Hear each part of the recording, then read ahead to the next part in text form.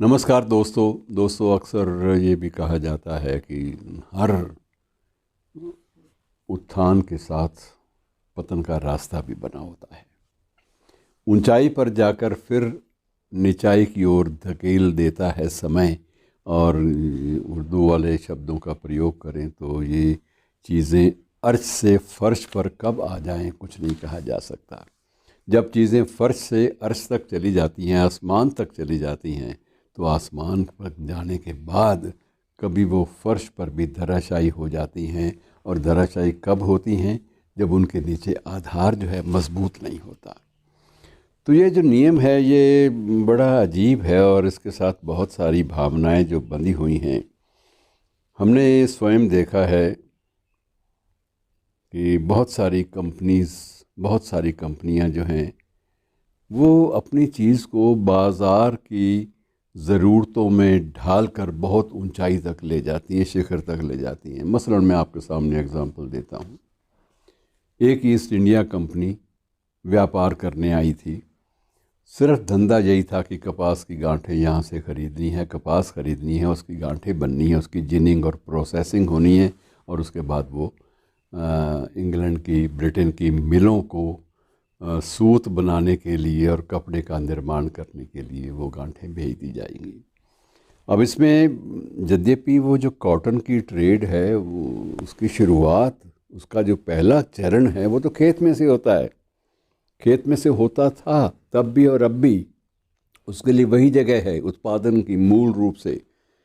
लेकिन उनकी जो जिनिंग और प्रोसेसिंग है ये बड़े बड़े शहरों में जाके होती है।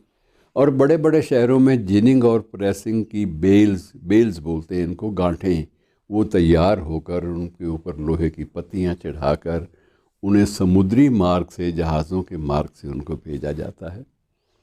तो एक कहाँ खेत, कहाँ उसके बाद एक फैक्ट्री, और फैक्ट्री के बाद एक समुद्री यात्रा।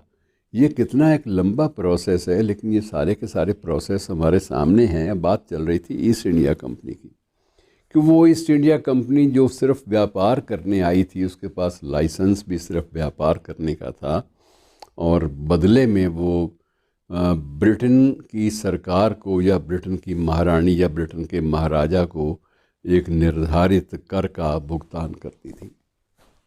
सीधी सी बात थी। लेकिन कालांतर में उस जैसे छोटे छोटे रियासतों में छोटे छोटे राजाओं के पास अपनी निजी फ़ौजें हुआ करती थी, ऐसे ही अपनी सुरक्षा के लिए अंग्रेज़ अधिकारियों ने, ईस्ट इंडिया कंपनी के अधिकारियों ने अपनी छोटी सी फ़ौज भी बना ली। लेकिन उस फ़ौज में उन्होंने क्या किया? उस फ़ौज में सिर्फ उनके पास 40,000 कारिंदे थे, फ़ौजी थे। उनमें उन्होंने वही जो रैंक हैं वो बांटने भी शुरू किए। किसी को एडजुटेंट जनरल, किसी को कर्नल, किसी को मेजर। ये सारे के सारे रैंक तब से आरंभ हुए। और ये सारे रैंक कहाँ से लिए गए? ब्रिटिश सेना की परंपराओं से लिए गए।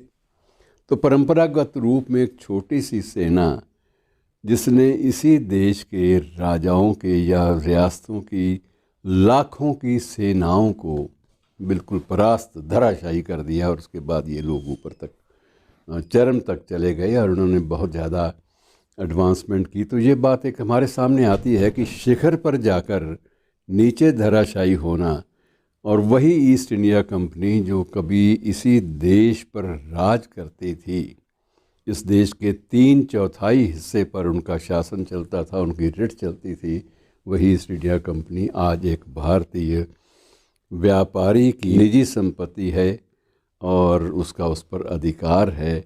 और उसने जो ख़रीदी है जिस भाव पे, वो वाकई पुरानी कहावत के अनुसार वो कौड़ियों का भाव भी नहीं है। कौड़ियाँ हालांकि बहुत महंगी और दुर्लभ हो गई हैं, लेकिन एक कहावत के रूप में कौड़ियों का इस्तेमाल होता है। तो मित्रों, ये मानकर चलिए कि शिखर पर जाना और उसके बाद धराशायी होना, अर्श पर जाना और फिर फर्श पर एकदम से धड़ाम से गिरना, ये भी एक शायद नियति का एक क्रम है जिसे हमें समय समय पर एक दार्शनिक चिंतन के आधार के रूप में स्वीकार कर लेना चाहिए। धन्यवाद।